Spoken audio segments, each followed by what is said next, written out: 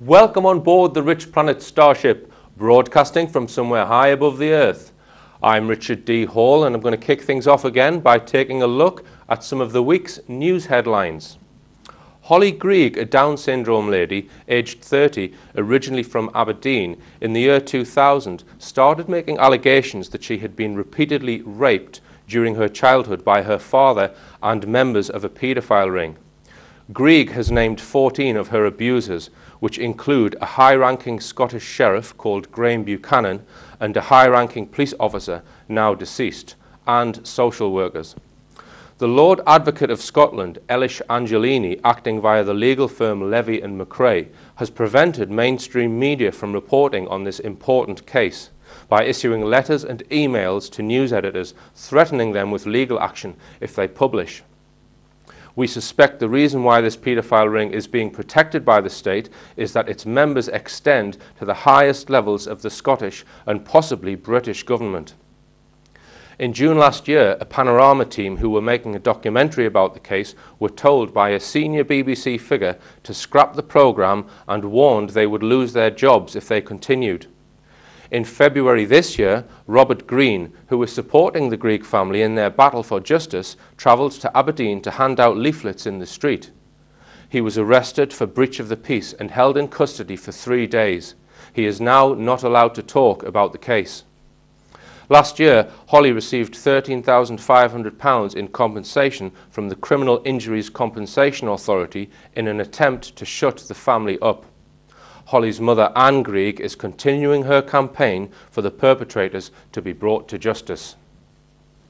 In the White House continues to push for sanctions against Iran's nuclear energy program, whilst China urges caution and diplomacy over this issue. Under the Nuclear Non-Proliferation Treaty, Iran is entitled to use nuclear technology for peaceful applications. Meanwhile, Iran's President Muhammad Ahmadinejad has warned against a reported Israeli plan to launch a second military offensive against Palestinians in Gaza.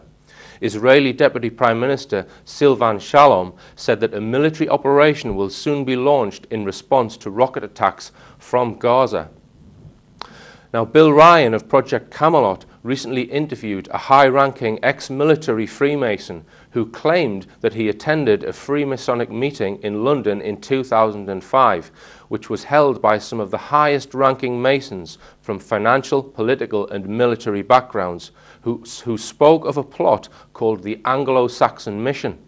He claimed that this plan had been in place for many years and it involved using Israel and Iran to trigger a nuclear war with China, which would then be followed by the use of biological weapons against China.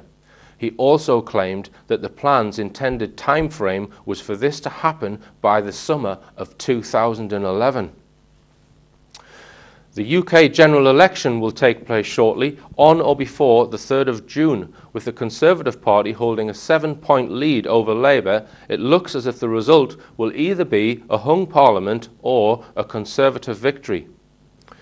This doesn't make a great deal of difference because all of the major figures of both Labour and Conservative are actually part of the same Bilderberg group, which, along with several other hidden groups, is the real unelected government of the United Kingdom. All very disturbing stuff. If this news is too upsetting for you, you might like to switch over to the BBC News to find out which MP made an expenses claim for dog food. It's time to introduce this week's guest onto the Starship. This man has been researching British histories for well over 35 years and has encountered extreme opposition from the academic community. This opposition is mainly from the Church of Rome because of what the research has unearthed regarding Jesus Christ and Christianity. So without further ado, let's activate the teleporter and get him beamed up onto the ship.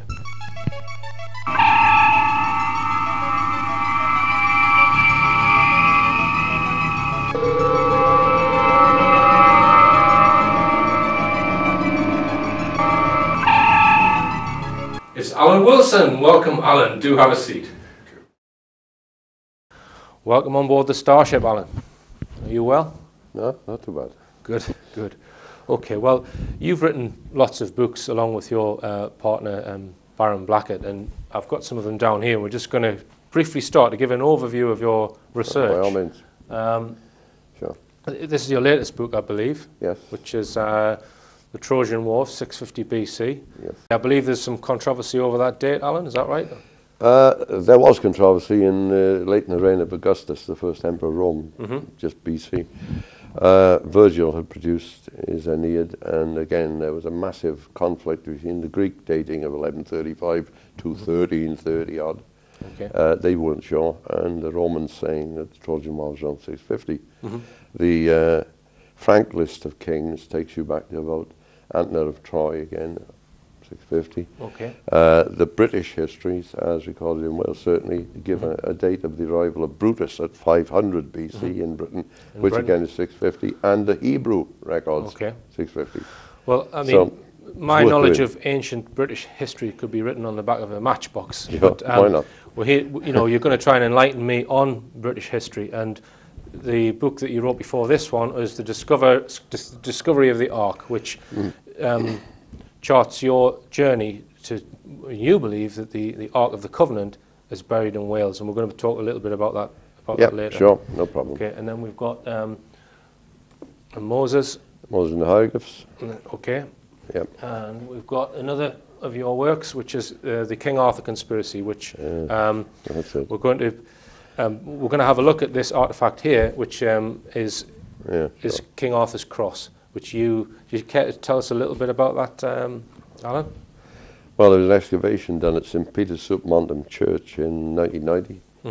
The excavation showed that the church went back to the 1st century AD. There were 7 or 8 successive buildings. It was variously destroyed. And it is either it's the burial spot of Arthur II. Okay. And I believe you uncovered 2 gravestones there, is that right? Well, there were a number of gravestones there, but what we were getting at, we were most of the way down to a crypt underneath the church. And the excavation was struck by a freak 100-mile-an-hour wind storm Sunday mornings. And then in the next fortnight, 2 70-mile-an-hour storms. The hill faces the Severn, and you've got the Atlantic and the Severn, and the excavation was wrecked. And you know, the fact that this is King Arthur's cross is disputed by academics. Nobody's disputed it. No one's disputed it. Okay. We did ask the National Museum of Wales to test it for us, and they refused to test it. Because what can you do? I mean, there are mainstream historians who think that King Arthur was completely fictitious. Are they not? Well, if you have that statement, then all I can say is you've not bothered to read any ancient British history. Okay. Because it's impossible to make that statement if you have read any ancient British history. Well, we're actually going to have a look at the cross because why not? We're going to have it beamed up onto the very starship. And I'm a bit worried about this because it's a very expensive artifact, and we're going to put it through our teleporter machine. So if I just activate the teleporter and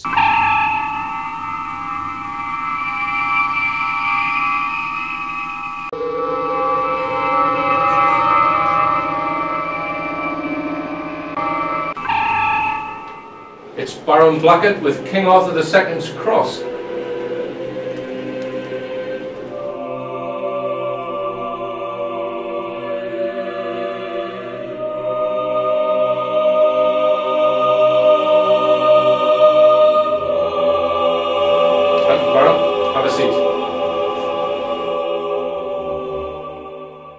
Welcome on board the Starship, Baron, and thank you very much indeed for bringing this artefact with you. I'd just like to ask, take a sceptical point of view. I mean, have you had this thing authenticated? Yes, the electrum cross has been authenticated by the most reputable, reliable sources, including Bodycode, the international metallurgy analysts, who have got branches all over the world, Australia, China, United States of America, and so forth. And we have this report has actually been published in front of the book, The King Arthur Conspiracy.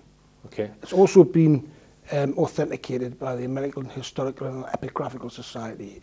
So there's several reports to substantiate that there's no doubt about the cross's authenticity. Okay. And I believe due to the metallic content, you can roughly gauge the age of this cross. Is that true? Approximately, it's early, but around 350 AD, approximately, I would guess, all in all. Right. Judging by all the reports and the general consensus of our investigations. So does that not put it in the time of Arthur the First rather than That's Arthur what I the think. Second? Yeah, I think that Okay. it could be, yes. Right. It may, so you think it may be King Arthur the First cross. And what about academic response from archaeological circles and that kind of thing?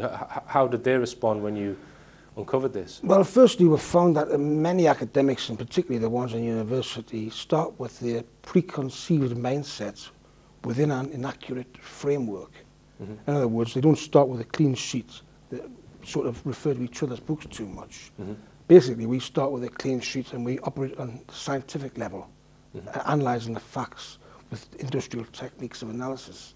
Okay. Basically, but the point is that there's been no actual negative responses about it. It's been basically kept in a sort of a low profile position. Okay. Okay. Right. And what about, has there anything like this been found before? Yes, about approximately 18 months ago, a cross was found by Quentin Hutchinson, Okay. and this was reported in the Times on the 22nd of September 2008. Mm-hmm. It's almost an identical cross in circumference and in weight. It's approximately 9 inches in length. It weighs about 2 pounds in weight. It's electrum, and the headline is, "Christian amulet that ruined my life is not a hoax." Okay. Now, Quentin Hutchinson had the same response, hostile response as we had, Okay. what we have experienced. But the point is, these sort of artifacts, in particular the metallic ones, could date anything from approximately 300 AD to 600 AD, 700 AD. So we don't know exactly the date of the cross. Okay. It could be anything ranging from 300 AD to 600 AD. That's a general sort of consensus of opinion among the experts which we have instructed to investigate. And have you had it valued? I mean, I guess you can't put a value on something How like this. can you put a value on such a unique artifact? Okay. Okay, well, thanks very much indeed, Baron, for risking the teleporter machine, you know, because it would have been a disaster if you'd appeared and the cross hadn't. So I'll let you take it back down to planet Earth, and thanks very much indeed Okay, for thank coming you. in. Okay. You believe that ancient British history has been distorted over the last sort of 100 to 200 years, and that, that basically the Roman occupation was far less than is stated in normal history books. Now, we need to go back, I think, to 700 BC with the 10 tribes of Israel. Can you tell us about those, Alan? And the second migration into Britain is that one you're referring to. What has happened is that we had an ancient alphabet in Britain. Julius Caesar describes it, numerous others. I mean, David ap Gwilym died 1367, describes it. It's on ancient stones of 600, 500 BC, AD in Scotland, in England, and in Wales. It's described by a number of writers in Wales in the 1425, 1450, 1470 period. Rhys Goch of Oswestry wrote a whole poem about it in 1582. this is the, And is so it pronounced the alphabet, Culbra? alphabet, yeah. So the dispute has been that in recent times, and I mean recent times, 1930s onwards, the Culbran alphabet was declared to be a forgery of 1800. Well, Julius Caesar would have had a job to describe it, and all these others would have had a job to describe it, and it wouldn't be on ancient stones. Okay. It's on one stone in Wales which says Godufan the Exile, and Godufan was a king who was deposed around the year AD 200, and so on. So the authenticity of this alphabet is literally beyond dispute. Okay, so you've compared this alphabet with another alphabet from, basically from the East. From Well, no, what's happened is in 1797, a writer, in 1848, another book was published, 1852, another book was published, 1848, John Williams from Oxford, and in 1906, D. Delta Evans, and they all said, isn't it strange, the ancient British alphabet is virtually identical with ancient Etruscan, Italy, right? And Pelasgian, which means the Aegean and Asia Minor. Okay. So that matches the migration route of the ancient British people. So like the Brits have gone to Australia, New Zealand, Canada, America, they've taken their religion, their customs, their language and alphabet and everything with them. So other people migrating would do the same. Now, Llewellyn Shawn, around 1530 to 1560, preserved the cipher of the alphabet. So we know which symbol is A, which is B, which is C, and so on. We thought, well, it's been said that every alphabet known to mankind has been tried to translate Etruscan. Well, that's not true, because they didn't try British alphabet, and they didn't try the Welsh language. Okay. So we did that. We tried it out. Okay, and one of the artifacts is the Brutus stone from Lemnos, which contains some of this ancient alphabet, which you have compared with the ancient British alphabet and found, you know, basically that it's based on the same thing. And in 504 BC, the migration of some of the tribes of Israel came to Britain. Yeah, what has happened is that the Assyrians knew the 10 tribes of Israel as the Cymry, K-H-U-M-R-Y. They had been deported from Israel up north into the Armenian area around there. When Sennacherib was murdered, 687 BC, they took their opportunity with a civil war raging in Assyria, and they moved through Turkey, coming west. And the Greeks picked up, and they called the Cymry the Kimmeroi, well they would, and the Cimmerians. They got to the Dardanelles about 650 BC. Well, there are inscriptions in this same alphabet right the way through Turkey. Okay. Equally, Austin Layard discovered the archives of the Assyrian emperors, sent 25,000 clay tablets to London, and some of the people at the British Museum said, oh gosh, look, here's the ancient British alphabet on some of the baked clay tablets from the records of the Assyrians. So it occurred to us that the Cymry, the Kimmeroi, are the same people. Because again, it's on the migration trail. And this sort of, you believe that there were no Celts